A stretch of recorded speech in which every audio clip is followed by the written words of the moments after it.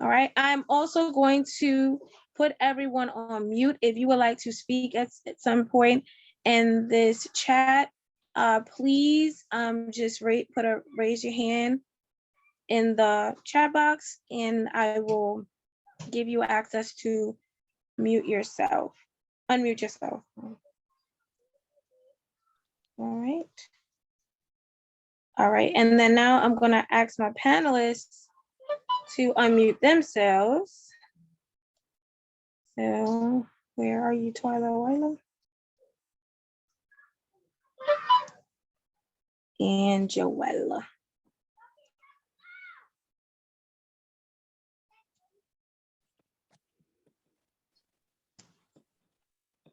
Okay, there we go. Hey, Kayvon. All right. Oh, there you go. People are trying to message me on Instagram, so there's a lot going on right now. Yeah. Same. All right, so. All right, Joelle, I think you should be able to unmute yourself now.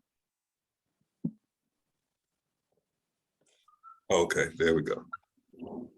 All right, so now, this is Monday Night Chat with SK.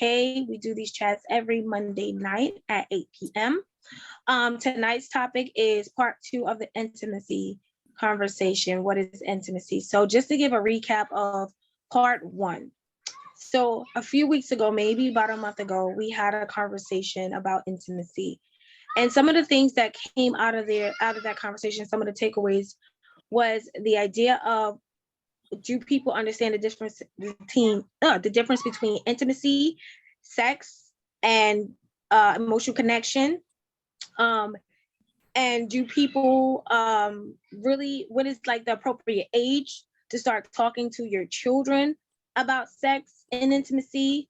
What is appropriate intimacy based on different relationships? We also discussed like some vulnerable spaces. We also discussed ways that how the conversation about sexuality was, pushed under the rug and sometimes perversed to the point where it made children and even some adults be ashamed of their sexuality, which caused other emotional distress. So a lot of things were unpacked in that conversation. And my 2 panelists, they allowed themselves to be vulnerable, shared personal stories. But we also had guests who were on that shared personal stories that was very enlightening, but also sometimes relatable. Some of us were like nodding our heads like, yeah, went through that. So tonight we're the conversation was so thick with emotion and so thick with knowledge and acceptance and clarity that we decided to do a part 2. So some of the things that we weren't able to like really discuss and unpack that at that point, we're gonna try to bring some of that same momentum here, but also kind of deep dive into some of the stuff we didn't really get into. So now I'm gonna allow my panelists to introduce themselves. We can go TJ. Okay, great. I'm seeing some of my good friends, some beautiful faces. Hello. I'm so glad you just hopped on. Hi, everybody. For those of you who don't know me, my name is Twyla Joy Sommersille. I go by Twyla Joy. I'm a vocal coach, but I'm just, more than anything, I'm just like a master, like motivator, encourager. Like, I think that aside from just musically, my goal is to help uplift people and help them to realize how incredible they are and start to move towards sharing whatever gifts they have with the world. And a lot of times those gifts have to do with music, but it can be other things. So that's me. That's who I am. And my name is Joel. I am a writer, voice actor, / Mr. I want to talk about everything because I got so much to say. The last conversation was very, very, that was a move. That was a very nice moment to be a part of, and I feel like we're going to be able to recapture some of that energy. But it also just reminded me like how much of us, we don't all have the same experiences, but we know a thing or two that all relates to the same thing after a while. And so it's like unpacking this stuff, really seeing like where things are that complicated, what we're supposed to be dealing with right now, and what we think should be easy, and we're actually the ones complicating it. Those are usually on the table for us. We might even be able to get a chance to talk about that tonight. Awesome. So to get this conversation started, like I said, we talked about, the conversation is about what is intimacy. So, to, get the conversation moving, I'm going to ask you guys again, after experiencing that conversation, after hearing all those different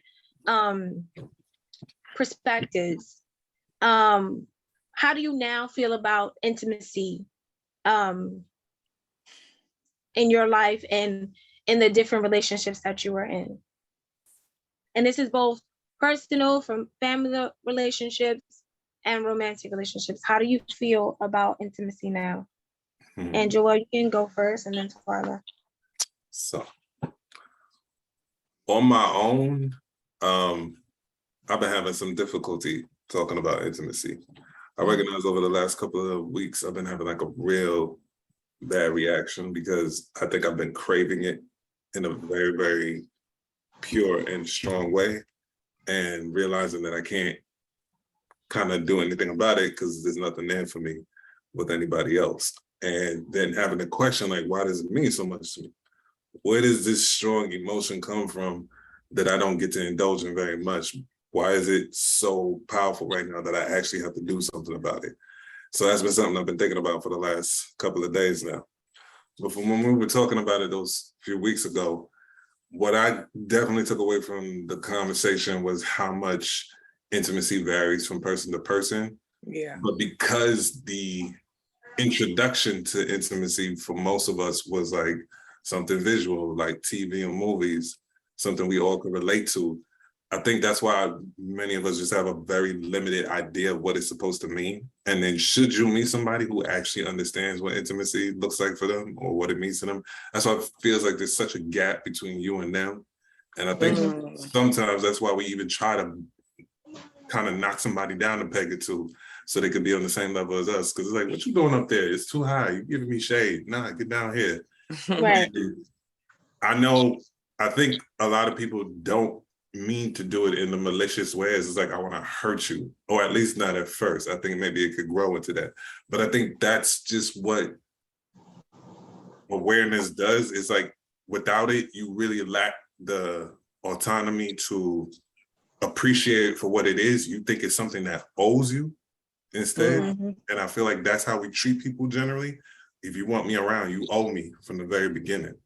Right. So that's why intimacy then lacks that, I guess, that personal touch, that real connection between two people. Because even for both of y'all, when you get ready to talk and answer this question, how many times did you meet anyone who had a similar idea of intimacy to you? Because Right. I've experienced most of the people that I've met had various different degrees of it. I've hardly ever met anybody who had a similar vision as to mine. Yeah. Twyla, so after, us having that deep conversation about intimacy and, difference between intimacy and sex and emotional connection, how do you now feel about intimacy? Like, is there a difference? Did your opinion stay the same? Well, first, I just want to say, Joelle, like, you hit some points that, like, it's hard to it's hard to talk past without acknowledging them. But especially when it comes to intimacy, it's so true that, like, we all have a different perspective of what that is and what it means to us, and also what it looks like. And so I'll give an analogy because those just help me explain myself better. But the analogy that's coming to my mind is, like, we see intimacy.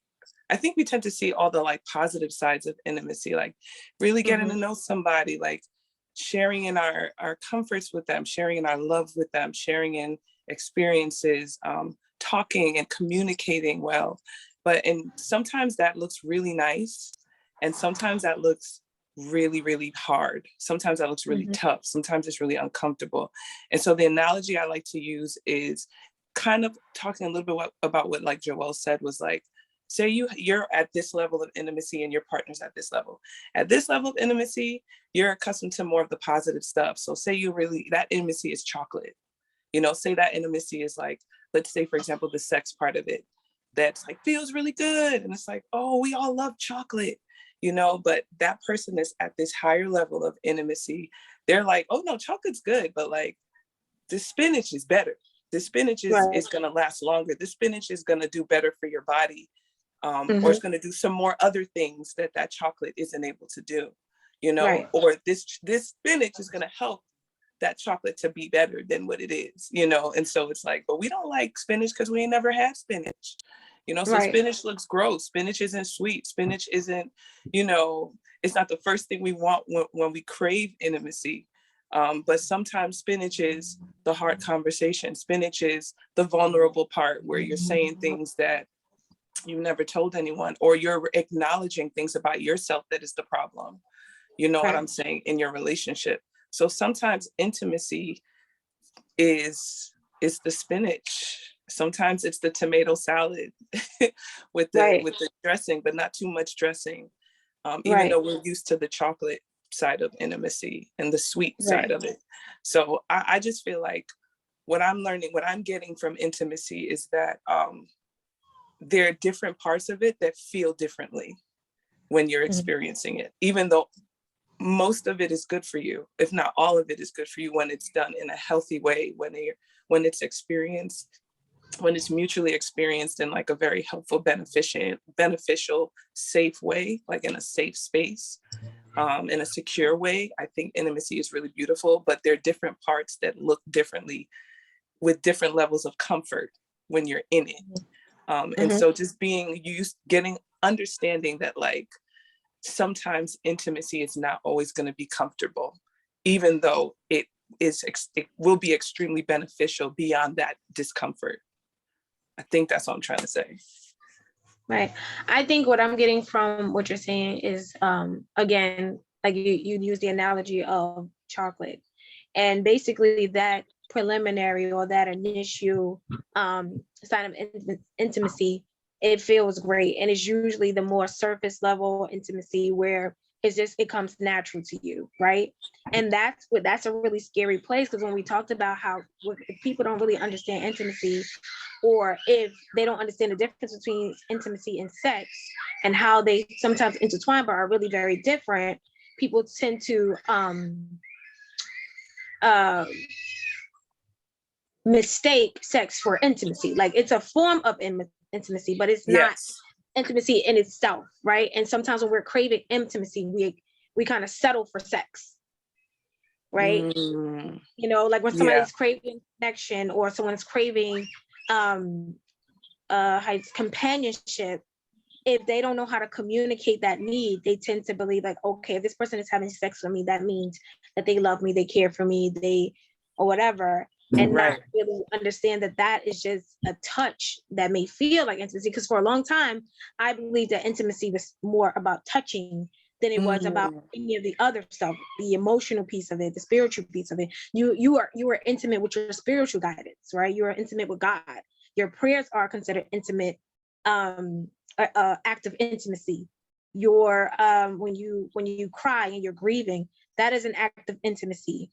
When you share your grief, that is an act of intimacy. When you're caring for your children during childbirth, all that stuff is a form of intimacy. Breastfeeding is a form of intimacy. And so when you don't have a broad understanding of what intimacy is, you tend to crave it, but settle for what you think is intimacy. And you're like, oh, I have intimacy, or I've been intimate. Because like we talked about in our last conversation, when people talk about sex, they don't say, oh, I had sex. Like, oh, I was intimate with this person, or, whatever. But in order to just say intimate like that, you forget about having the intimacy you have with parents. That's not the same as intimacy you'll have with a romantic partner.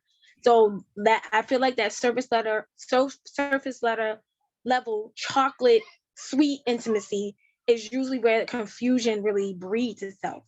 But it's also an opportunity for growth to get to the spinach. If you're willing to be open to that idea, and if you have a person in your life who's willing to take the time to explain intimacy to you or show you different forms of intimacy. Right? So Joelle, you talked about how you were thinking about intimacy and why it was something that you were craving. Do you feel like it's connected to how your upbringing or your level of understanding of what intimacy is? Because do you feel like you're craving all parts of intimacy, or is it just one piece of intimacy you're missing? So I feel like it's multiple kinds, but it's more related to the romantic side than anything else. However, in general, to answer part of your first question, like, I don't think intimacy was necessarily described to me in any kind of way. And honestly, my family never talked to me about love and sex like that. So I'm a straight up TV baby, honestly. So most of my understanding for these things came from watching this fake version on TV and then watching all these real people of my life have real relationships, but faking their way through it. And of course, I didn't know they were faking it when I was a kid, but when I was of age, then it was just like, oh, is it a Caribbean tradition to just fake your way through marriages that you hate? I didn't know. But that's exactly how it felt to me, because I'm seeing so many of them just like not be happy in relationships when the facade was put away.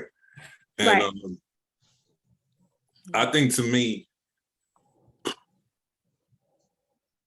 intimacy always encompassed the physical and emotional attributes of romantically liking someone else. But then I guess through certain TV shows and movies, it was expounded on as also being a relatable way of the same connections, the physical and emotional connection, but with families and with friends, like each one having their own level of intimacy, each one having their own level of care and acceptance in it of how you relate to other people. Right. If anything, the only thing I could really say out of it is that generally I thought most of us had the same ideas because we watched the same stuff, we talked about it, so then it seemed like everybody was on the same page. And so in theory, yeah, it looked like it was good on paper. In practice, when you get sent out there into the world and nobody gives you any kind of idea of what the hell you're about to find out there, it's not even that you're not even having the same conversation with people. You're not even speaking the same language as them.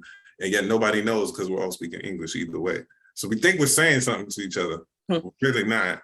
And then we're not realizing how bad the miscommunication is, because it's just the assumption that this is what you do when you like somebody. This is what you do when you want to show interest in somebody. This is what you do when you don't like somebody. This is what you do when you are ready for something. This is what you don't do when you're not ready for it. It's all these standards that we somehow, all society follows by these things. So if you don't know it, what's your problem? But realistically, for every person, it involves so much more information, and they're the first ones to leave it out. So you wouldn't know. Then we all get approached, like somebody want to do something with us. Now we doing things with them, and then they just like, what happened to that thing I like? And you're like, what thing? And then it's like, that thing I like, the thing that you're supposed to know about. And it's like, how am I supposed to know? You never talked to me about it. And they're like, yeah, I did. And it's just like, no, you didn't talk to me about it. You made up a fantasy. You took my face, you copied and pasted it, and you built up a whole scene. You had all these conversations in your head about all these private things and future plans that I have no idea about, but you forcing the expectation on me now in reality. And I feel like that is something all of us have experienced, both being done to us doing it to other people. And I think whenever people start trying to decipher what intimacy is, that's usually the first place that they look for how to express it. And physical contact. So we have a question in the chat box. I'm going to read it out. And Kayvon also has a question too. So the question in the chat box was, how would you describe your level of intimacy with yourself? I think when when we experience a lack of intimacy, a lot of times it reflects a level of distance within ourselves, because I don't think intimacy always involves other people. So Twyla, you can answer that, and then Joelle, and then I'll unmute Kayvon for his question. Okay. So before I answer that, I actually wanted to offer for Uju to express her thoughts on, and that's the person that asked the question, her thoughts on intimacy as far as within a person, like I guess that's interpersonal intimacy. No, okay, I've never been good with the term interpersonal, because is like, is that still between two people or is that just one? But anyhow, I would love for Uju for you to share your thoughts on that. So I can even better explain what I think. Okay, give me 1 second. I'm gonna unmute her. And all right. Beep, beep, beep. All right, you should be able to unmute yourself. Thank you so much.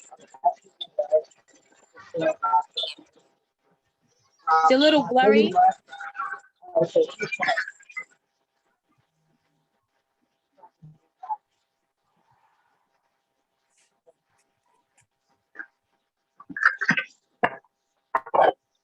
Me a little better now? Yes. Okay, good. So I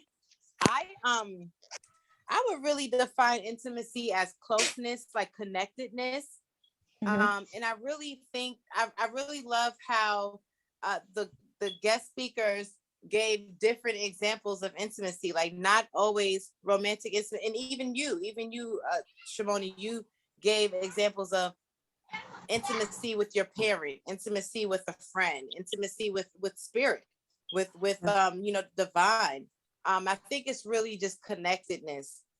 Really just being able to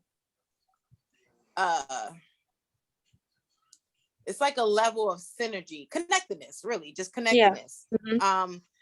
Now I really do believe that we can connect as deeply with other people as we're able to connect with ourselves.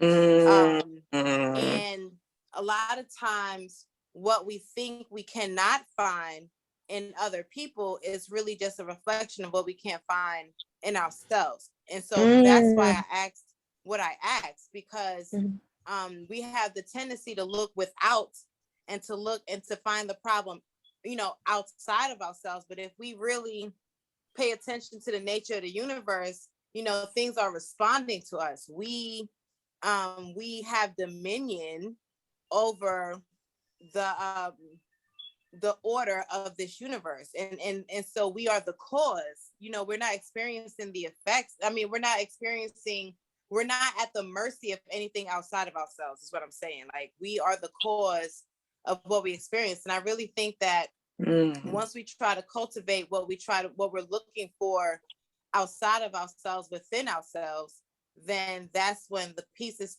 kind of come together, and we attract that within other people, within experiences and circumstances around us. Yes. Ooh, I'm so glad you said that, because you gave me what I needed to answer your question. Because that's perfectly true. And I'm a living example of that. So my friend says it all the time. She'll be like, man, Twyla, you'll just meet someone and then you guys will be having these super deep conversations about where your heart is right now and where your spirit is. And like, they'll share things with you that they probably never shared with anyone else. And this, that, and the third. And that happens with everybody I meet. And that's because I be at that level of intimacy with myself. I talk to myself about these things. I journal. I write down all my thoughts on how I feel about a lot of things. And then I go back and read them because I learn from myself. Like the same way we can offer perspective to other people. You know what I'm saying? Like, people ask for advice, stuff like that. I go to myself for advice because I also know to some degree what's best for myself. You know what I'm saying? Like if I pay attention, if I'm clear with myself, like, and you know how people say, if you get to know God, you got to get to know yourself, because the more you know yourself is the more access you have to everyone else and everything else. So I 100% am like living proof of that thing. So like what you are looking for from someone else. And I know it's probably can be a very tricky concept to grasp, because that's like something we have never been taught. You know what I'm saying? They're not really teaching that in church. They're definitely not teaching it in school. You know what I'm saying? So how are you supposed to know, like, damn, I really got to get to know myself if I want to understand things better in the world. If I want to be, you gotta come to better. Monday Night Chat with SK. No, I'm just kidding. Period. Listen, plug it every single time you can. Plug. So we're gonna let Kayvon share his thoughts. Kayvon, I asked you to unmute. You can unmute yourself. Okay. Y'all can hear me? Yeah. You have an echo though. Yeah, there's someone else in the room who's on the live. Oh, so they either have to, are they muted? You might have to move out the room or something to make it easier for yourself. Yeah. For us to hear you. Yeah. My question is, I have a lot of questions, but my first question that I had, like, you know, from the beginning was, is there such thing as healthy intimacy, and what does that look like? Yeah. And that question is for anybody who has an answer. Okay. Yes, there is a such thing as of healthy intimacy. But like we're all saying, is like intimacy is a connection, right? And so just like any connection, if there is room for negativity, it will breed itself, right? So let's say, for instance, we may not look at it like it's intimacy, but let's say two people who have different understandings of intimacy or different love language are not connected, and they're always arguing, or they have a lack of communication, they don't know how to communicate with each other. That would be a form of like negative intimacy, right? They're actually not connecting, so that's not intimacy. So healthy intimacy will be anywhere where you can be connected, vulnerable, open, and being able to share yourself, right? In a way where, and I think the best way to get to a healthy intimacy is knowledge. When you, like we said, when you understand intimacy, when it's not just this one thing, when it's not just sex, because that's what we always taught, intimacy is sex. But when you broaden your understanding of what intimacy is, that creates healthy intimacy. So now I can be vulnerable around you. I can be open. I can be honest. I can be truthful. And intimacy could be a conversation about a conflict, right? Right? When you're having a conversation with your spouse or your partner or your family or your child, those moments are considered intimacy, because now you're connecting on an idea, or you're connecting on a situation, and that conversation you're building intimacy. And intimacy is two elements in there, the giver and receiver, right? So someone is giving, someone is receiving, but it has to be going both ways in order for real intimacy and connection to happen. So that's what healthy intimacy looks like, when there's a transferring of energy, acceptance, and giving. Because not every conversation should be, I'm giving you everything I need to say, and that's it. It needs to be both, a give and a receive. And that's even with romantic intimacy. When you're making love to someone, there is a give and a receive in that, right? You're giving your energy, you're giving your love, you're giving your self, right? You're giving your passion in a love relationship. In a family relationship, you're giving your respect, you're giving your honesty, you're stating your claim. So healthy intimacy, I would say, just to make simplifies it, is a give and a receive during a connection. Mm-hmm. And to Yeah. expand on that, I'm sorry, Twyla. Go ahead. I was just gonna say to expound on that, because honestly it's real simple the way that Shimona said it. Healthy intimacy is just treating somebody the way you want to be treated. That's really all you're doing. You want to open up, you want to be vulnerable, you want to reveal yourself, you want to be authentic. Having someone do that right back to you at the very same time without restrictions or limits, that's just healthy intimacy. You're fully encapsulating yourself in the moment with this other person or other people and embracing who you truly want to be with them. They are receiving, and then they are then doing the same thing with you. It's just an equal exchange of give and take. So it's not like we don't do it every single day with all sorts of people that we meet, friends, family, lovers. We all do it on various degrees. What makes it different, what makes intimacy that we know toxic, or the versions that we are aware of that aren't healthy, are the ones where opinions matter more than the feeling of love right there at the moment. When you are fully encapsulated in how you feel, you're no longer having an opinion, because opinions are making up stories about the reality that just happened. That's all an opinion is. You're taking a piece of the information and be like, well, how does it look if I were to make it about me? That's all your opinion is. So an uninformed opinion, because you can have an informed opinion that gathers intel about your feelings, the situation, and everything, and then that opinion is a healthy opinion because now it's an informed opinion. Sometimes people have uninformed opinions, like Joelle said, that lacks all the elements that you can have when having a conversation using your I don't like I'm not really about the opinion thing. I would say perspective is more of what you should be sharing. Opinions, they are very, sometimes, most of the times, they're uninformed.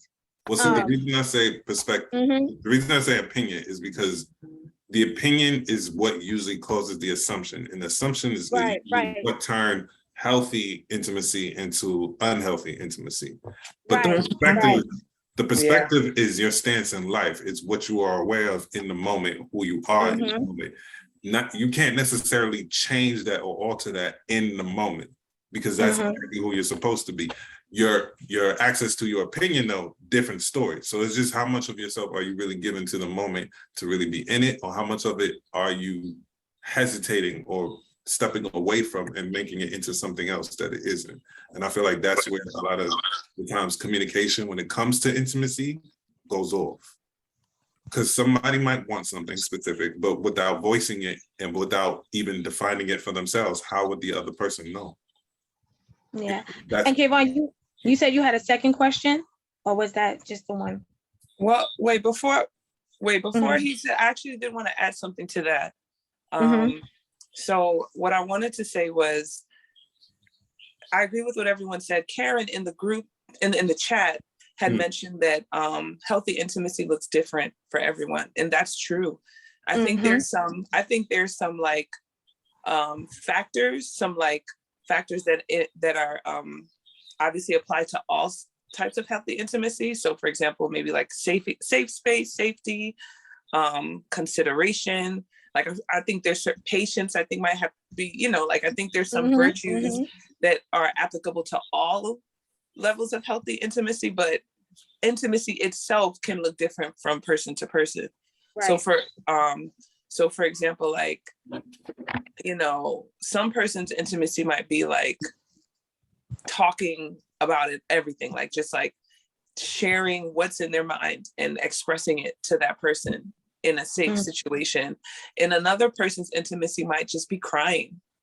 Like it might be like releasing pain, and I think unhealthy, I've experienced unhealthy intimacy in my family, just as an example. Like if somebody's going through something, and there hasn't necessarily been a space created to help to talk about it, it might start off with yelling. It might be that person saying, I've been doing this and this and this, and I'm sick and tired of it. And it's like that person's actually they're sharing how they're feeling. you know what I'm saying, they're expressing themselves, they are being vulnerable because they might have been holding that back for a while. So that is like an aspect of the intimacy, but is it necessarily the healthiest type of intimacy? Is it creating empathy, or is it like creating, let's say, combativeness? Is it coercive? You know what I'm saying? Does it make someone feel uncomfortable?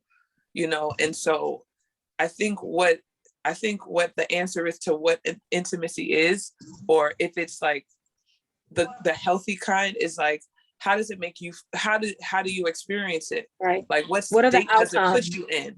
Does it put you in a state of anxiety? You know what I'm saying? Then it's probably not the healthiest form of intimacy. Does it put you in a space of discomfort? Does it put you in a space of like, I need a, you know, and sometimes, but that's tricky, because sometimes those intimate conversations that are necessary might make you feel uncomfortable at first, even though it's necessary. You feel me? So like, even in different stages, like going through the fire, or going through, you know, to the, you know, diamonds are made from pressure. Right. It's a process. You know, and so it's hard to identify, okay, this is what it is, and that's what it shouldn't be, and that's what it should be, because in every situation with every individual person, it looks different. Right. So I can't tell Kayvon that this is how you need to be intimate, you know. It's because Kayvon is going to have way to is different from others. Right. You have to learn what that looks like for himself. Yeah. Right. And it's just that you want to be able to identify elements that don't work for you. And if you leave that particular moment, not have grown or not have built a perspective or changed your perspective or your thought process. But like Twyla said, intimacy, it's so broad and it's so big of a thing that every moment of connection, whether it's a moment of conflict, someone is looking for some type of connection or to be heard or felt in some way, even someone who's angry and trying to express, you know, how they're feeling about certain situations. They're trying to build connection to get people to have empathy for how they feel or what they felt they were going through. Right. So yeah. Right. So even though like in the moment you argue with somebody, you're like, oh, this doesn't feel good, but you learn something about that someone. Oh, this person feels overwhelmed by having to do X, Y, Z, or this person doesn't feel loved or cared about or respected in that moment. And then you learn something from that conflict. And it becomes a intimate moment. It becomes a sense of growth. And now you can build that intimacy into that and then come back into that conversation or come back to that person like, okay, well, maybe, or I heard you, and this is how I feel about what happened. I can only apologize for the things that I'm responsible for, but what can I do to make things better, right? And that's what you want to come out of like intimate conversations with, or conflict conversations. You want to come out with a sense of empathy, some accountability, and some next steps. Right. Right. So anything else, Kayvon? I know you said you had 2 questions. Is that it? Hold on, I gotta unmute you again. Hold on. This is why I don't like the mute option, but you know, we gotta Vance is over there laughing. I see you, Vance. We gotta manage the room properly. Oh, you should be able to unmute now. Yeah, I'm good. Yeah, I mean, every time we like, you know, a question gets answered, it's like I have another one, like, you know, to like what's like, you know,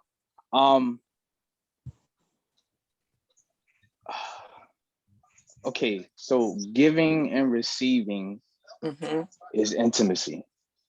It's a form of intimacy. Is very broad, right? But that's an element of intimacy. There right? we go.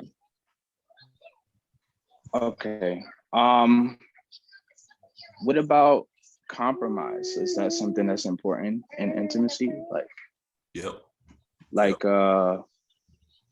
you know, setting aside, you know, what you were brought up on, and, you know, hearing someone else's story. Like, how do you, like, when you are so used to something, like how do you compromise and try to understand someone else's point of view? Like is like sometimes it's a little, it's a little difficult to, see someone else's point of view when you've never really seen it. You know what I'm saying? You never really like experienced what they've experienced, and like, they're telling you their story, but like you don't really have any feeling or thought towards it because it's like it's something that's never been seen. You know what I'm saying? Like, like, you can have a conversation with a Black person who's never experienced racism. And it's like you're telling them, you have so much pain and passion in what you're saying, but they're not getting it, So how do you like compromise, and kind of, like everybody, I feel like everybody knows pain and everybody has, felt pain in some way. Is it, should you kind of, I don't know, bring up, like, how do you, I really don't know, like, how to, like. Okay, no, I hear what you're saying. I'm gonna take this one real quick. I'm gonna be quick because I know, Joelle, you about to spit some diamonds. So let me jump on real quick to say one thing, right? So what I've learned, and that's why I use analogies, okay? Because first off, what you're talking about is empathy. You're talking about sympathy and empathy. You're talking about the ability to understand someone's experience or relate to it in an emotional way. And everybody does not always have that. And that also comes from upbringing. It comes from what you've been taught, what's been presented to you.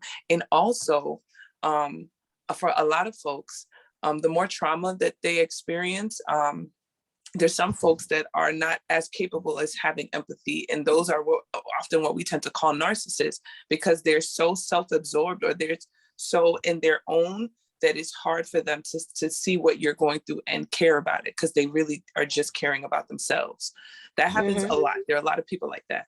But what I wanted to say for the people, but that's not everyone. So for people that can experience empathy and you're trying to relate to them, sometimes you have to use an example based on their experience to help them understand, because they can't experience it from your perspective, So for example, I was teaching a class full of white people about Columbus coming into countries and, killing people off and taking over. And that's why what he did wasn't okay.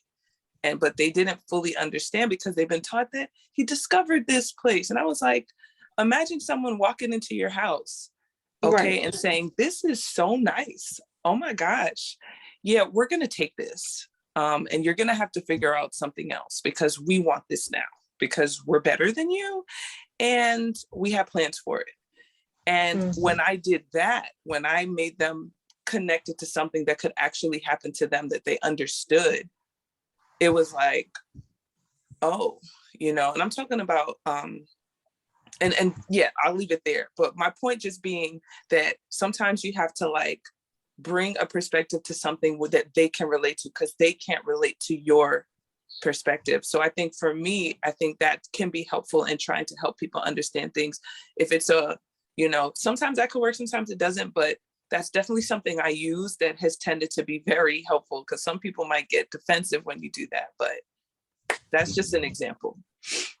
I like the way you presented the empathy, and thank you. It really is a part of intimacy, but I think what's funny about Kayvon's question, and it's going to be ironic if I put it like this. So Kayvon, you remember when you were in school, you have a math test, right? And on the math quiz or whatever it might be, the question would give you have the question, you might know the answer to the question, but then they tell you to show your work. You get half credit if you just get the answer. You get full credit if you show your work. The problem with a lot of people is they know answers, they don't know how to show the work. They don't know how to show you. They know who they are in the moment. They know what they're dealing with and they know what they're feeling. They don't know any of the components that got them there. And so then to express it to you, they're like, I'm telling you the answer, I'm telling you the answer, but you're like, I need you to show me how you got to the answer. And they have not a fucking clue what you're talking about because it's never been posed to them before. Because unfortunately, this is a part of growing up that is not or hasn't been visibly talked about for most people. You kind of got to stumble into it, figure it out on your own. And most people who are going to say anything to you about it will give you horrible information because it's only related to them. And it's not because they're trying to set you up or knock you at the kneecaps. It's just they only know what they know, as do most people. And that's the sad thing about trying to like understand when someone has been traumatized in these ways, why they can't express themselves, because you can only do something if the option was given to you to do it in the first place. That's right. I can give you an English test, but if I never taught you English, is that even pointless to begin with? Right. Because you don't know what I just gave you. I can even say, well, you failed the English test because you didn't know what to do, but I was the one who was supposed to teach you. Isn't that my fault? So it's just, the unfortunate thing about it is we, all of us in our lives, what unfortunately, you know, the adults in our lives weren't able. We didn't have the teachers. Yeah, we didn't have the teachers. They didn't have the teachers either. Right. Unfortunately, most of us are figuring it out now in the mud. And it kind of hurts because a lot of the problems we've all experienced, it could have been different if someone had just listened or talked to or paid attention to those people in their time of need when they were growing up. But that's not how life works. That's not how reality works. So then, and people didn't have the tools. Exactly. And I tell people all the time, you got to stay curious. What helped me become more aware and helped me to like get through the mud of like what I didn't know and what I was taught, or, you know, kind of like shifting my different, you know, like, okay, I was taught this, right? For example, religion. It was go to church, go to school, get a good job, get married, have babies, XYZ, right? That's what I was taught. And like Joelle said, a lot of times we were taught this is what you do, but never was taught the whys or how do I do, right? Never, how do I get to the answer? You've given me the answer. The answer to salvation is believe in God, believe in Jesus Christ. If you're a Christian, go to church every Sunday, do not fornicate, get married, you know, make yourself an honest woman in God's eye, or honest man in God's eye, in the church, and you will be saved, right? Then it was on the side of like education and being able to take care of yourself. Go to school, graduate, go to college, get a good job, right? And all these things were just like, and it was like, oh, that sounds simple enough. But when you're in the thick of it and you're going through the process, no one said, well, guess what? You're not going to just find a husband or a wife just like that. You got to get to know yourself. You got to get to know them. Right. You got to be equally yoked. What is equally yoked? I used to think we just both had to be Christians, but no. We have to have some idea of the same, you know, customs in life, some of the same values. If I value a clean home and he doesn't, if I value good finances and he doesn't, that's not equally yoked, even if we're both Christians. And I talked about this before. So it's like we a lot of times, and you know, we talked about this before, sometimes our parents, us, we didn't have the tools, but what helped me to like start unpacking all that, shedding all of that, I stayed curious. I kept asking questions, and people think once they ask the question, somebody give them the answer, that's the end. No, stay curious. So why that? Search for the answers, and it will build your horizon. It will build your awareness. And that's what intimacy is important, because when you have those intimate conversations like this group right now, this is an intimate conversation. This is intimate because we're all connecting, sharing ourselves, being vulnerable. This is an intimate conversation. In this intimate conversation, we're learning from each other's experiences, from each other's perspectives, opinions, and suggestions. And so, you know, I think my biggest piece of advice for anyone who's trying to broaden their horizons or trying to build this sense of awareness to whatever they're going on in life is to stay curious. That's good. That's so good. Yeah. Woo. So we're at 9:03. We did start a little late, so I'm gonna cut us off at 9:15-ish.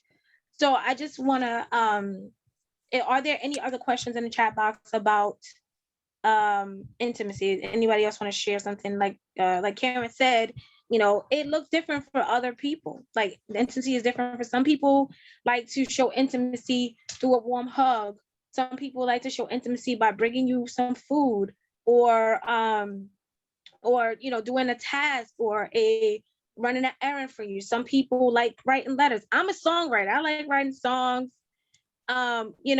Intimacy can be in any form. And like I said, for a long time, people thought that intimacy was only with a romantic partner. So a lot of times, some of us probably thirst the intimacy that we didn't get as a child from a parent. Those hugs, or kiss on the forehead at night before bed. I never got read a bedtime story. Bedtime stories being read to your children or to you or whatever is a form of intimacy. Mm-hmm. And I think when you lack those little nuances of intimacy from childhood, when you get older, you don't really have an understanding of intimacy, but you also are craving something that you never experienced or don't even know what it looks like. So now when you're older, you're stuck with trying to figure out, okay, I need this thing, like Joelle had opened the conversation for. I'm craving this thing, but I actually don't know exactly what part of it I actually am craving. Right. And sometimes you're, like I said earlier, sometimes you're getting a form of intimacy and you're not being fed because that's not the intimacy that you really want. You're settling for some element or some form of intimacy when you're lacking the intimacy that you're thirsting, you're lacking it. Yeah.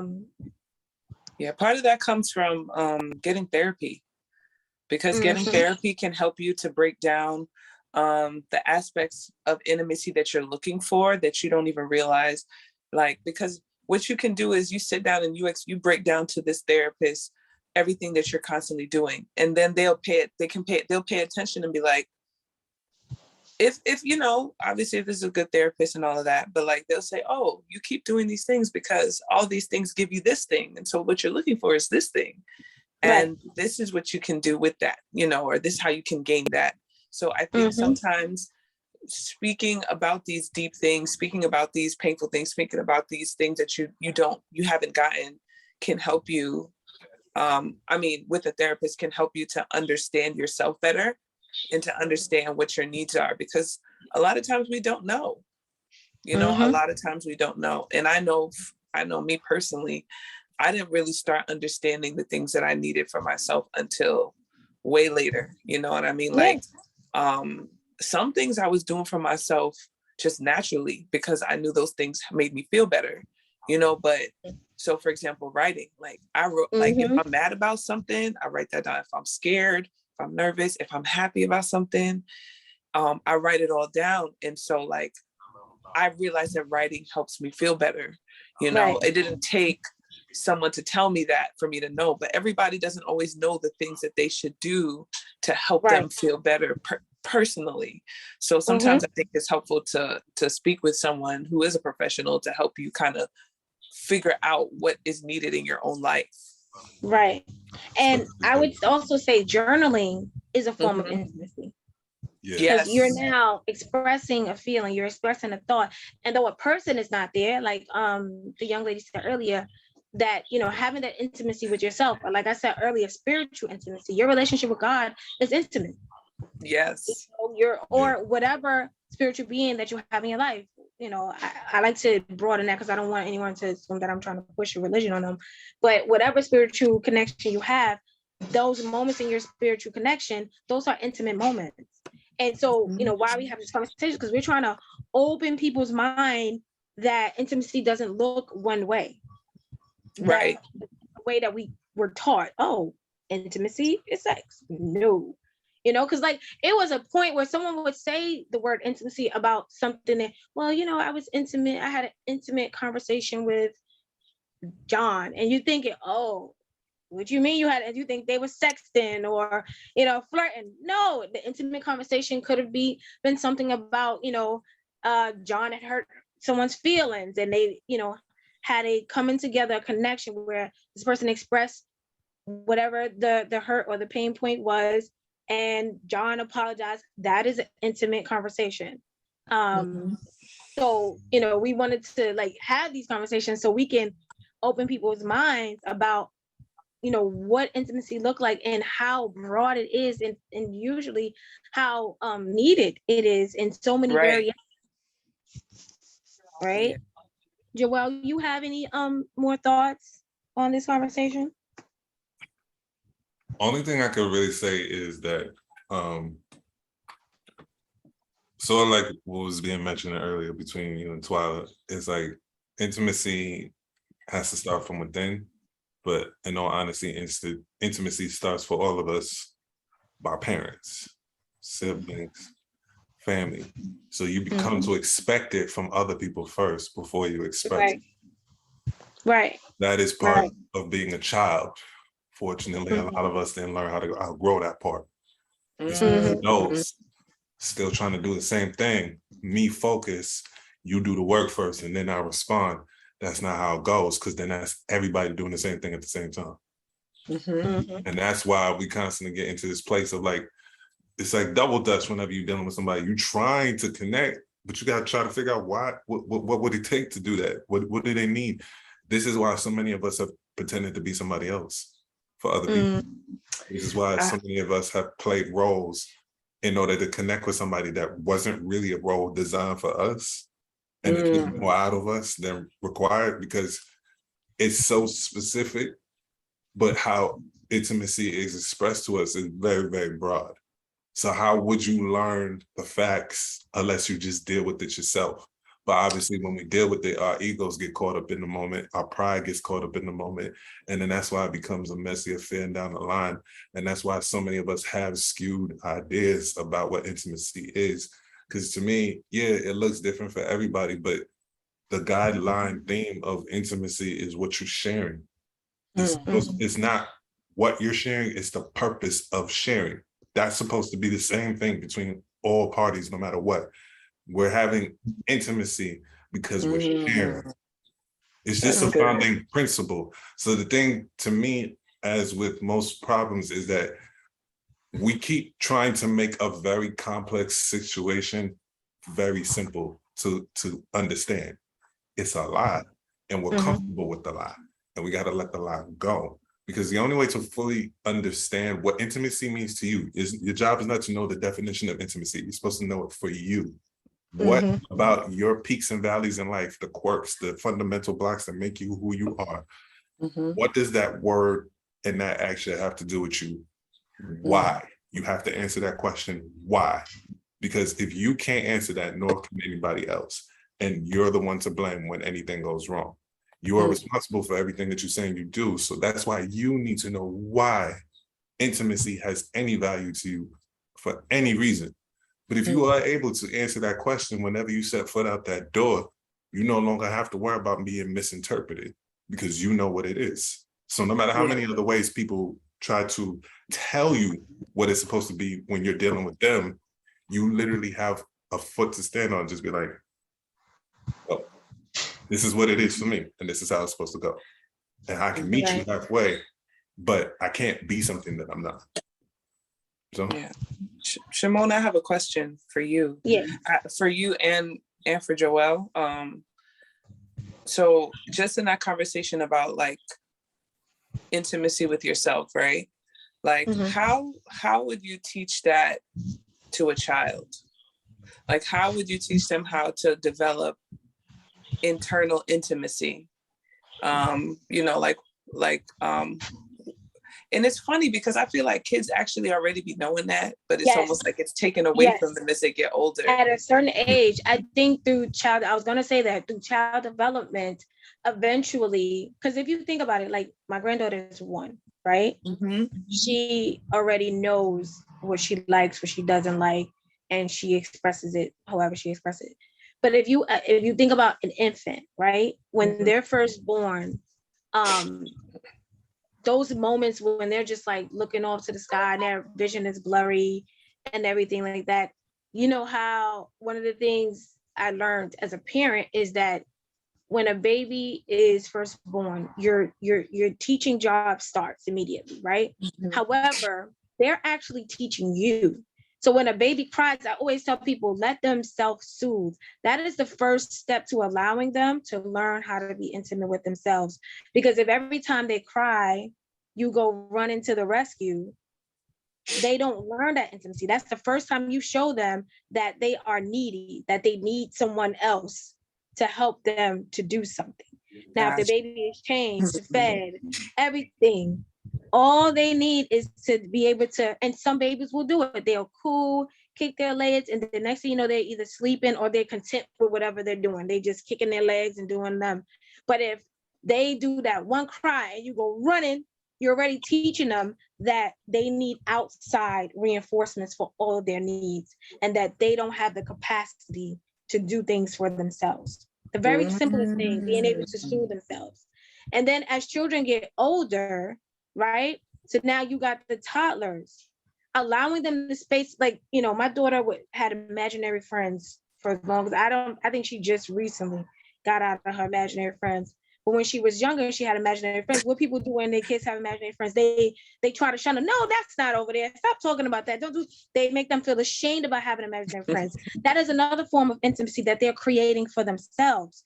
But because we don't understand their sense of intimacy, we shun it, or we don't do that. Stop doing that, you know, and we chastise them. But allowing them to have that imaginary friend is another way to allow them to self-teach or to teach them unintentionally that form of intimacy. And of course, as they get older, the conversation looks different, right? You know, I think when my children became adolescents, it was like, whoa, you know, I didn't really, because I didn't know it myself. I was learning as they were learning. Adolescence is where it really kicks it up a notch, because now they need a little bit more outside support to learn intimacy, because now they're looking for they need it outer. They need those hugs. They need those warm conversations. They need understanding. They need empathy. And, you know, if they're not getting it, people learn things unintentionally, whether it's the best way, the best understanding of intimacy, or the not so great way of intimacy, but they learn it unintentionally. So I would say, like, when it comes to babies and toddlers, they got it under control. Is when they get, I would say when they get school ages, when you should start talking about interpersonal relationships and outside intimacy and how to have vulnerable conversations. And when we talked in the last session, when we were talking about, you're talking to your kids about sex and talking to them about pain and talking to them about conflict, those are ways that you teach your kids intimacy, because now you're giving them that one-on-one time to have a conversation, be vulnerable, and share. So yeah, that's what I would say, like how I would teach. But now now that I'm older and I have built that awareness, I know now how to handle it. But when my children were growing up, I didn't. And so I simulated what I was taught. Right. And that, which, you know, that's what we all do. That's why we're all growing, trying to learn so we could change for the better. And I think that's also why grandparents be different with their grandkids than they were with their kids. You know what I'm saying? You'd be like, dang, grandma mad slack on you. But when I was your age, she used to da-da-da-da. And it's like, yeah, because she knows now. She knows better than she did when the she parents' was knowledge, well, own kids. You know? Yeah. Joelle, so what do you say to that? Twyla, do you want to repeat the question for him? How do you teach intimacy? Yeah, like how do you teach internal intimacy? We were talking about the whole thing regarding like learning how the fact that we were like different levels of intimacy in not the best ways were kind of forced on us as we grew, you know, like this person yells, this person curses, this person physically abuses. That's how they express themselves. That's how they release their issues. But like, what are healthy ways that we can teach intimacy with ourselves? That was the question, Joelle. And I think for anybody who wants, who has, we can open the floor to anyone who else is still here before we break to answer Twyla's question. I see Easton. I'm gonna unmute you, okay? Oh, Right, you me? should be able to unmute yourself now. Okay. Yeah, that's a cool feature right there. I think a good way to teach intimacy or just encourage healthy intimacy is just allowing children to understand themselves. And I think the best thing to do that is one, when we understand ourselves. So I think a good basis for me, what I've learned is just finding out your language. Because kids have languages, their love languages, as soon as they arrive.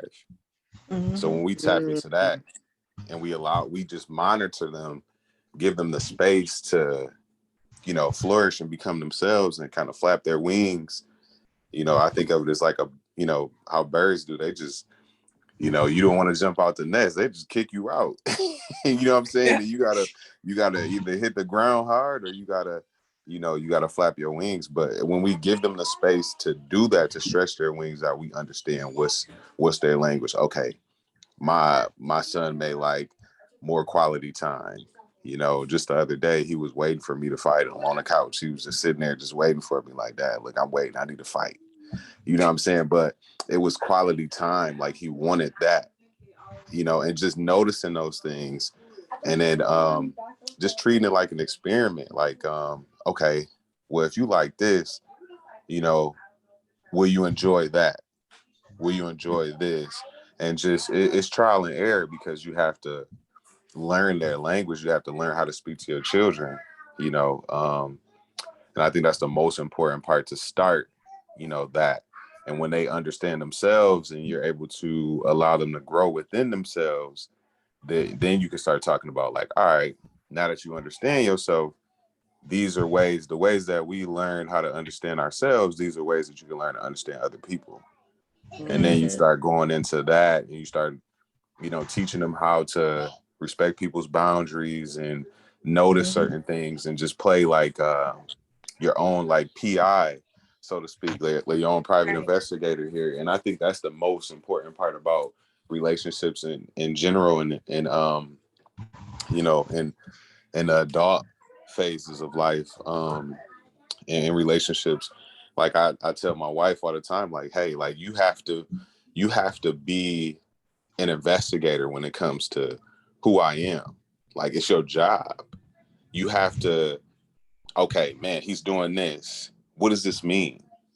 You know what I mean? Is my husband depressed? Is he stressed out right now? Like these are things that we have to like understand within each other. Not even just in romantic relationships, but friendships. Like we have to know our friends, get to know our friends and people that we work with or we're around or we're in communication with, like figure out who they are so you can better be a part of their lives. And I think that's the most important.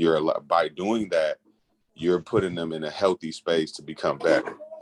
And that should be in my opinion, I feel like that should be the goal from start to finish is whomever's life that you're, a part of, how can you make this person better or help them be better or put them in a healthy space to access that higher potential or, higher self. So I tend to think of those things. And that's some of the things that I'm teaching my kids now. It's like, how are you creating a safe space for growth?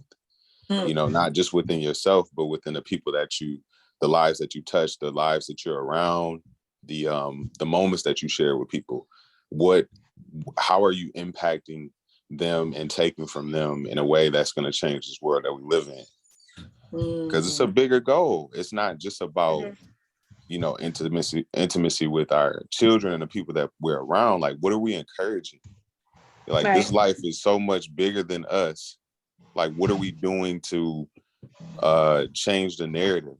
Yeah.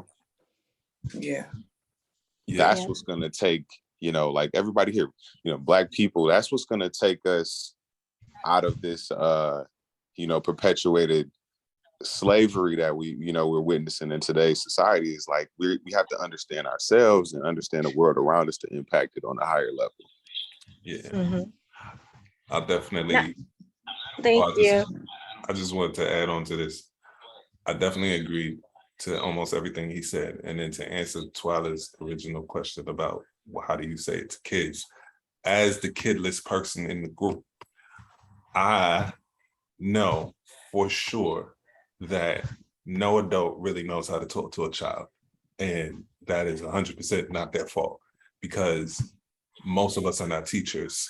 And only a teacher can really break down complex problem into the most simplest forms for somebody to get the information piece by piece. Because that's what you have to do with a child. You have to give them the information piece by piece. You can't just drop it all right in front of their face and expect them to figure it out. That's never how they understand things or work. You have one talk with them when they're pretty small. You have another talk with them when they're close to 10 years old. You have another talk with them when they're preteen, another talk when they're a teenager, another talk when they reach 18 and go beyond. Why? Because the conversation is so complex that you have to keep updating their information about this topic. Right. Consecutively, while adding more to it to show how complex it really is. The only thing I can relate to is a couple of weeks ago, I was doing a gig in DC. I was babysitting an 11-year-old for a week and a half. This girl, she was a con artist, and she thought just because she was 11 that I couldn't tell that she was a con artist, but I was not having it. So she tried to catch me every which way of like how dismissive she was of what she was supposed to do, any responsibilities, anything she would do. But while I was paying attention to it, I started to realize she was showing too many traits similar to me. And then I was just like, this kid got ADHD. Like, this don't make no kind of sense. Like, she's doing the exact kind of stuff that I do. And I realized that I had to break down to her what's happening to her in the moment. Yo, when I talk to you and then I ask you to do something, you think about what I'm telling you, and then you immediately forget it because you just jump to two other thoughts at the same time. And you can't even prioritize one of them. So you're dealing with both of them all at the same time. That's why you can't finish a task, despite me telling you what to do, because you keep starting new ones. If I was going to have a conversation with a child and I'm trying to help someone break down like why they're having the problems that they have, it would be the same kind of effort going into talking about intimacy. Hey, intimacy is mommy and daddy hugging and kissing you. Intimacy is mommy and daddy putting you to bed. Intimacy is mommy and daddy taking you to karate class. It comes in so many forms, but then intimacy is holding your brother's hand while you cross the street. Intimacy is picking up your cat off the floor. Intimacy will have more and more additions to it with each conversation, because you're going to help them realize beyond the child's eyes what it really is. But usually we got to be the first people to figure that out for ourselves. And sadly enough, most of us don't have it like that. So that's what changes it around. And I feel like having those consecutive conversations over and over and over again really, really changes the outlook of like how a child could pick up from where we made mistakes or the things that were done to us. You know what I'm saying? Yeah, I completely agree with that, because, you know, I'm a fairly new parent myself, and I went into it with the idea that I don't.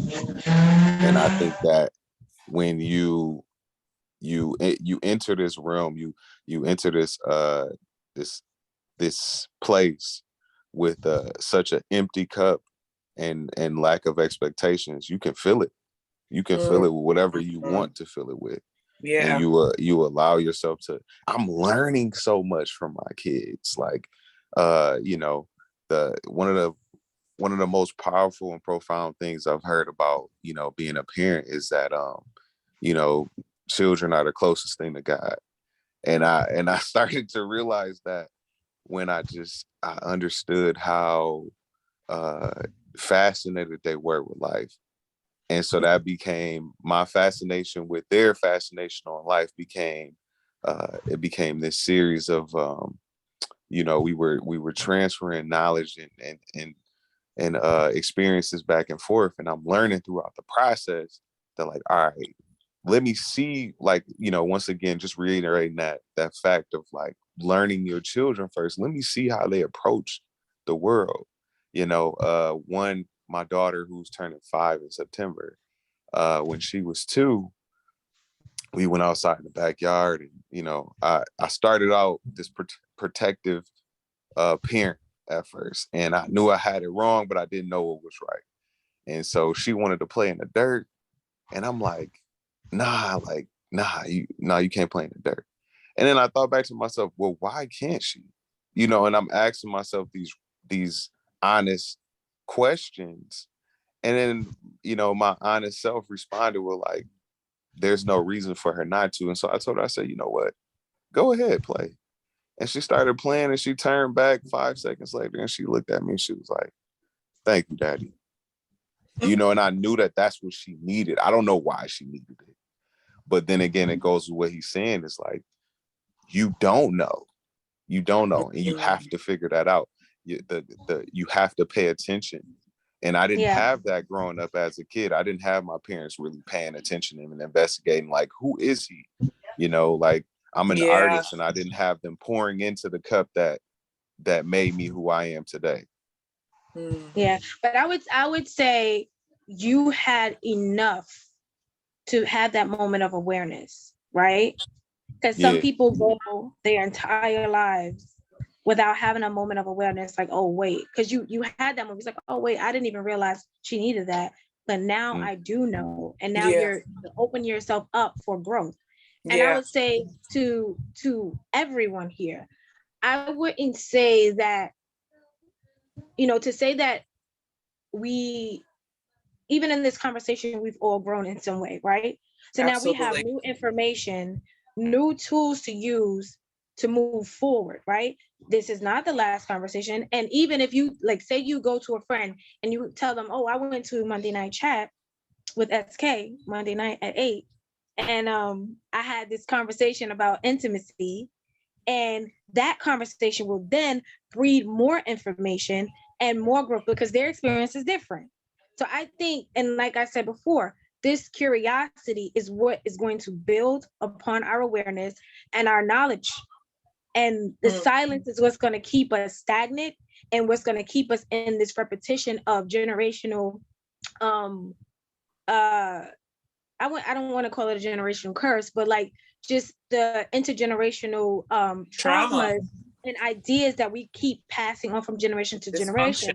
But as we continue to talk to each other, as we continue to open conversation with each other, as we continue to have those awareness with our children, our mates, and building boundaries and talking about, even the conversation about boundaries is an intimate conversation, because now you have made yourself self-aware of what your needs are. And now you're putting yourself in a position to be vulnerable to ask someone to respect those boundaries, and having those fears and anxieties that maybe they won't like what I say. Maybe they won't understand or appreciate my boundaries, or maybe they won't even respect my boundaries, because now that's some outcomes that can happen from that. So that conversation is one in itself is very vulnerable, but is a moment of awareness. Now you're aware of this person's ability to empathize with you, their understanding of you, and their level of respect for you and your boundaries. Right. So I always encourage conversation. I always encourage just opening your mind to awareness, and not just saying, okay, well, this happened, that's it. Oh, that's where I am in life, or this is what happened. Because the more we stay curious, the more we continue to connect and talk and express ourselves, we're going to break all those barriers. We're going to break down all those walls that have kept us stagnant in repetition. Eason, I'm going to unmute you again. Give me 1 second. Stay curious. I love that. I'm taking that one with me. And I've heard it before, but I don't think I've applied it in this way since you said it, Shimona. I'm keeping that one. Mm-hmm. And Eason, am I saying your name right? Eason, yep. Yeah. I just want to add one more thing. Like I notice within myself in my profession, I'm allowed to be around my kids a lot more, and I homeschooled them. I noticed through doing that how much the educational system has separated us from our families. And that has caused a major barrier. And I'm thinking, like, all this time that I'm building with my children, like, if I would have had that time with my parents, like, we would be like just like so close. And just looking at the difference from now and back then with my mother, like my mother, Guyanese, moved from Guyana to, Michigan and to the States, and just work. And I didn't notice that was neglect until later in life. And just that separation, that big boundary that we had, I wasn't able to connect with her on a level that I might have wanted to. And that's just something that, like, I think about now. And I just, I wish that we were all in spaces to be as close as we could, because, when you're in school, you spend 8 hours a day away from your family. You know what I'm saying? Maybe even more at times. And then you gotta, like, think of the time that you're actually with your family, not just your parents, but your siblings too. And you total that up, you spend a lot more time around strangers than you do with your own family. And I just see what that does. Like, like, we're so far away from each other, and we can't connect to each other as tight as we could be, and have a major impact. So that's something that I noticed. I don't know how to change that, but I do know that, like, when COVID first started, you know what I'm saying? Like, we had no choice. And you get and I got a glimpse at what that's like. Some people were just like, man, I can't wait till my kids go back to school. Oh my God. Or, some kids like, man, I just want to go back to school.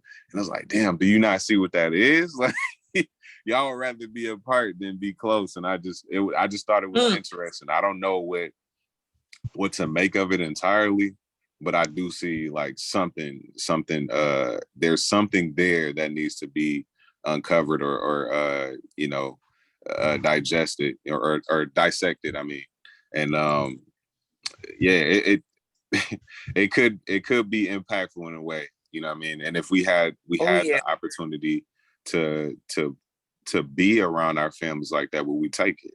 That's the question. Like, would you take it? Would you take advantage of it and not take it for granted? And man, at first it was a struggle for my wife and I, but we see the beauty in it now. Like, my wife works from home too, so we get to be around them all the time, and we see the beauty in that. So I don't know. I just wanted to throw that out there because we're thinking about intimacy with children, and I'm seeing, like, the impact that that separation has too. That's good. That's so good. Hey, Vaughn, you can unmute yourself.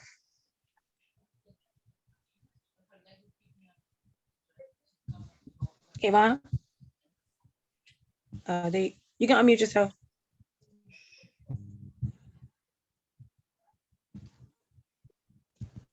Okay, try now. Okay, cool. My question goes, like, way far back to what Joelle was saying about kind of pretending to be someone else, or, like, becoming someone else in your different experiences with people. I just wanted to ask, how do you get back to self after you kind of changed, I guess?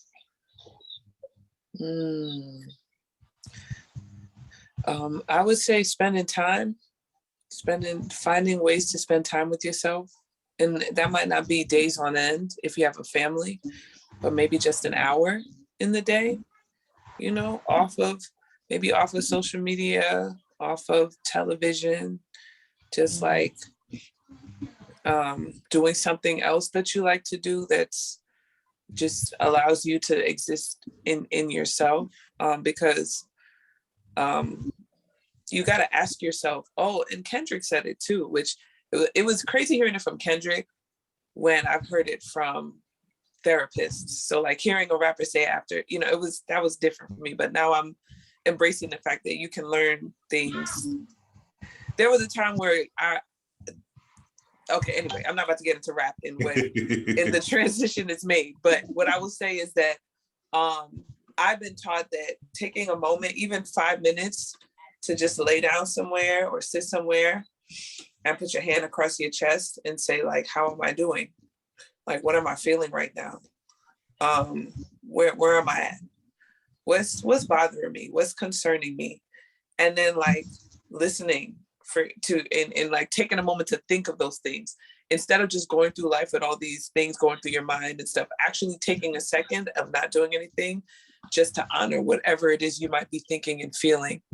That's definitely a way to start to get to know yourself, and also do things by yourself sometimes too, like go eat somewhere by yourself, go to the movies, by like just learning yourself. And I know that, like I said, I know when you have a family that can be tricky, but making time for yourself is going to be healthy for the collective.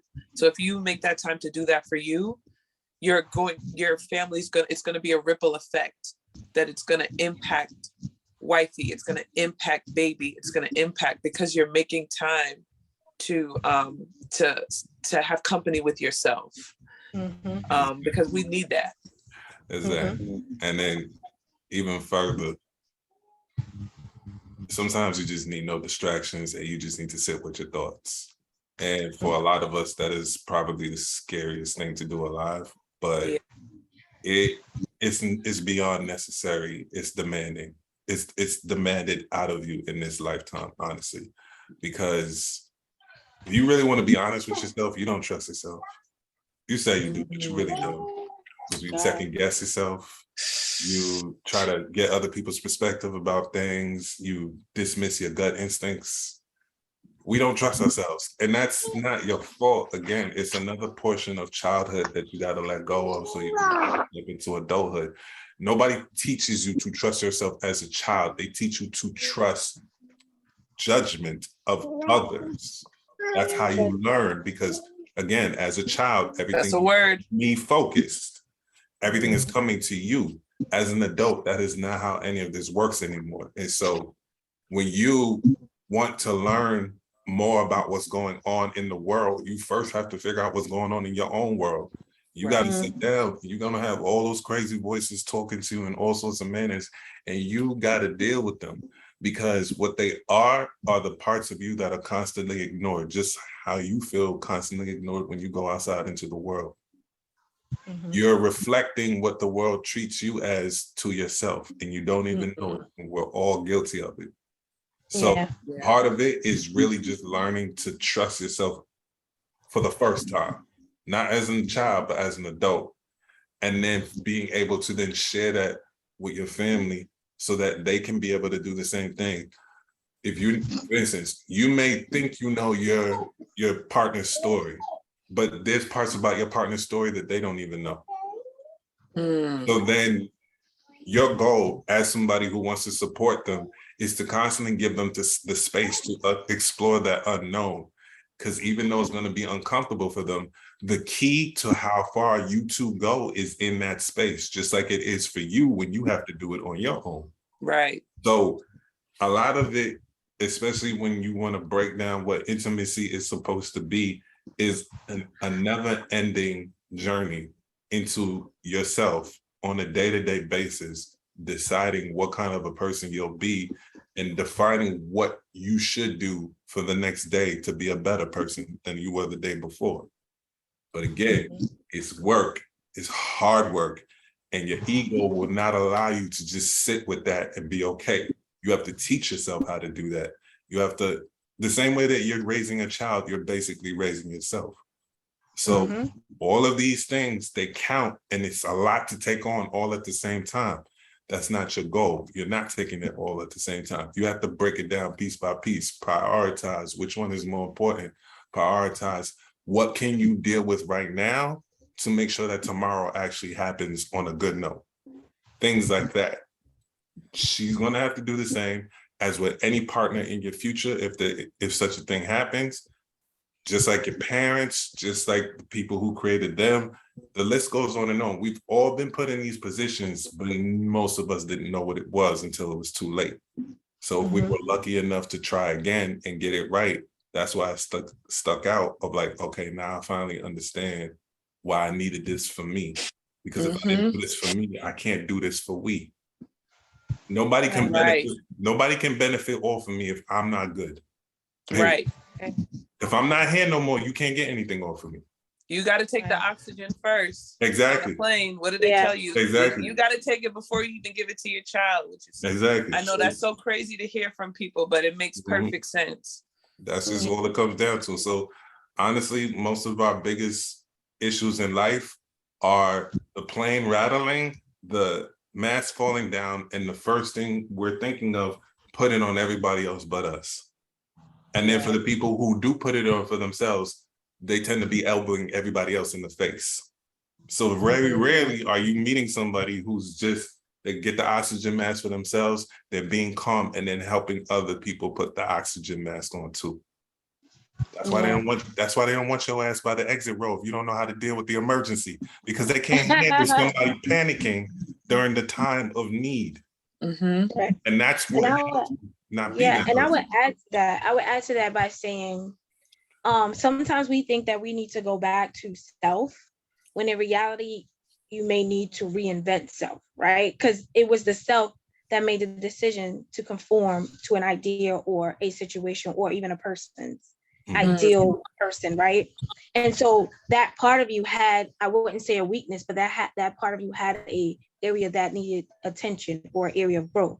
But when you decide that in that transition where you're being someone else, that's not yourself, and you're feeling that need to be back to yourself, that is a moment of transcending where you need to reinvent yourself and not be the person that you was that went into that situation.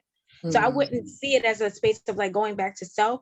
I would see it as reinventing the self or transcending to the next level of self. So now yourself, you're aware of where you went wrong, or you're aware of what transpired to make you feel like you weren't being yourself.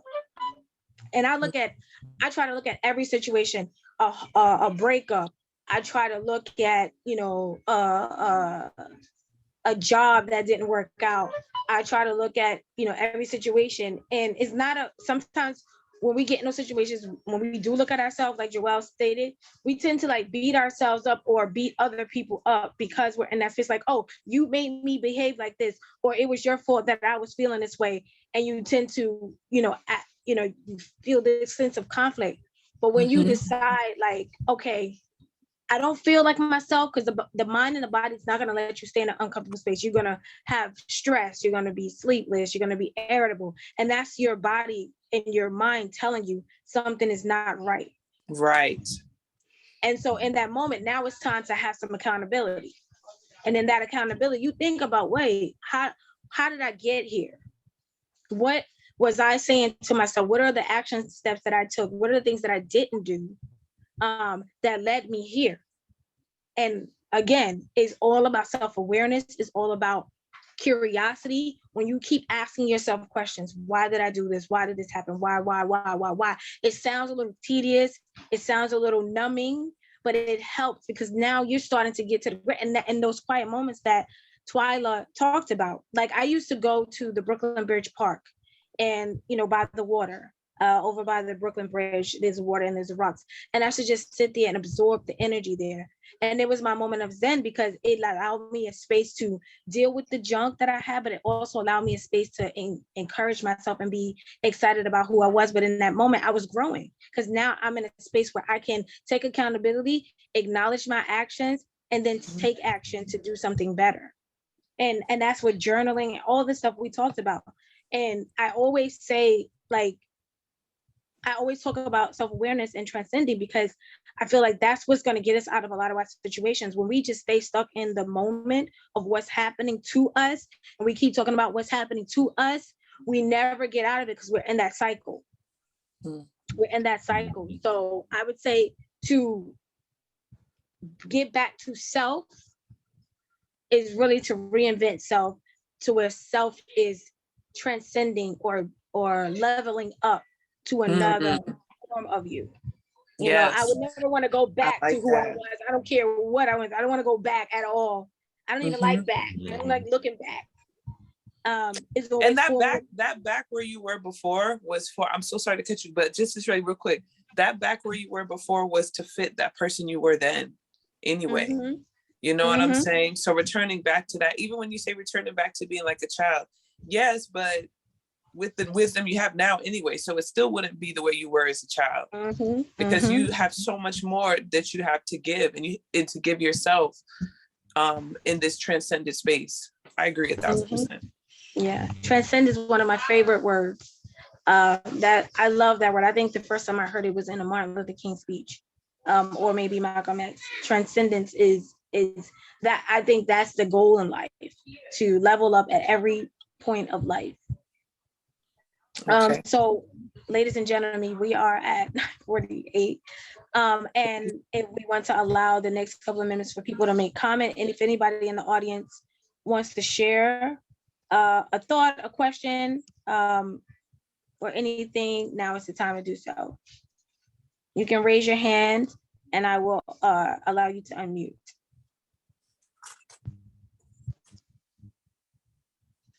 Anybody want to share? So let me look in the chat box for anything that I saw, any thoughts that I saw.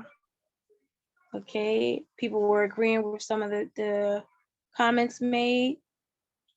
And someone said they love being alone. Yeah, alone time is, look, I used to go to dinner alone. I used to go to the park alone. I used to do a lot of things. And I would say, I wouldn't necessarily call it alone. It was being with myself. Instead of being with a friend or being with a boyfriend or being with a friend or sister or cousin, I was being with me in that moment. And it feels so good sometimes because that's when you really get to know you. You don't have to worry about nobody else's opinion, because no matter what we do, no matter what we say, we're wearing a mask all the time. Right? We're wearing some type of hat or costume for somebody. You wouldn't behave the same way with your mother as you would with your homegirls or your friends. You wouldn't behave the same way with your church family that you would with your high school friends. So at some point we are code switching all the time. But when you're aware of it and you're aware of, okay, this is not me, totally changing who I am, my personality to fit a person's opinion of me. This is just who I am in this space. So also giving ourselves some grace when we need to code switch to, basically be in it, follow the, like, you don't want to be in a funeral, laughing or kikiing, because that's not the space for it. It's like fit in the need, still being you, but fit in the need of that setting in that space. Right. So we're at 9:50. I want to thank everyone for joining tonight. Again, if you have any comments or thoughts, now is the time to do so. But I would like to end, when we have conversations with like this, I always like to end with one request. Let me know in one word how you're feeling after this this chat we had tonight. What are some of your feelings? Just in one word. You can put it in the chat box. In one word, how you're feeling after having this conversation and listening to all that we talked about tonight. My word is motivated. I'm motivated to continue to have these conversations and continue to be a stand for mental growth, for personal growth, for myself, for my family, for my community, for my friends. So right now, my word is motivated. Keisha say enjoyed, or she enjoyed the conversation. Twyla's grateful. Any more words? How are you feeling in one word right now before we break? Nourished. Nourished. Yes. One word. How are you feeling? I see blessed. I see understood. And we have a hand up from Haywood. Hold on, we're gonna unmute you. All right, you can unmute yourself, Haywood. Yeah, can y'all hear me? Yes. I was trying to write it down, but I couldn't. I was gonna say informed. That was the word I was looking. Okay. Yeah, I was trying to type it in, but I couldn't, Yeah. Appreciate that. You got informed. It. Anybody else? One word? Faith. Encouraged, Jennifer. All right. So I want to thank everybody again for coming tonight for tonight's chat. Both segments will be on YouTube, so you can kind of see the transition and what we talked about in part 1 versus what we talked about in part 2. I would say my first takeaway from, having been in both settings is that the first one was more about, pain and lack of clarity. And Eason, he wants more of this, hungry for it to be. Yes, absolutely. Every Monday night at 8, we will be here. So yeah, so the first one we did, we talked a lot about pain and, you know, misunderstanding and lack of clarity. And tonight, I think we talked a lot about the substance of what intimacy, like we got to the nitty gritty of like what it should look like and how we can build on our understanding of intimacy. And we talked about a lot of different elements of intimacy, but I will post both of the segments. Joelle and I have to work on some edits, and Kayvon as well. So they will be posted soon. But again, I want to thank you all for coming. Thank you for being vulnerable. Thank you for sharing your stories. And everyone have a great night. Oh, before we go, please put your Instagram handles in the chat box so we can stay connected. Mine is, I'm going to put in the chat box, Shimona K1. So ShamonaK1.